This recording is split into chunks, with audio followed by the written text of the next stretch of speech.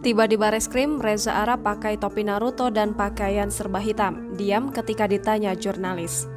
Reza Arab penuhi panggilan polisi di Bareskrim Polri terkait kasus dugaan penipuan berkedok trading binary option Doni Salmanan.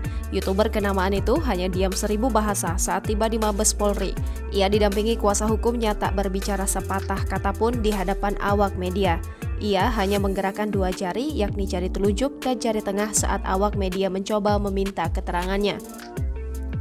Gaya penampilan Reza mencuri perhatian awak media karena ia menggunakan pakaian serba hitam dan masker hitam. Ia memakai aksesoris topi hitam berlambang Desa Konoha, sebuah lokasi dalam animasi Naruto. Mengingat ia akan bertemu dengan penyidik, apa yang dikenakan Reza Arab menjadi perhatian awak media. Sehari sebelum tiba di Mabes Polri, Reza Arab mengaku siap hadir dalam pemeriksaan hari ini lewat cuitannya. Reza Arab diperiksa karena ikut mendapatkan aliran dana dari Doni Salmanan yang saat ini terkandung kasus penipuan binary option Quotex. Ia disawer 1 miliar rupiah saat sedang live streaming main game online tahun 2021 lalu. Atas kejadian itu, nama Doni Salmanan pun viral di media sosial. Jangan lupa subscribe, share, komen, dan like ya!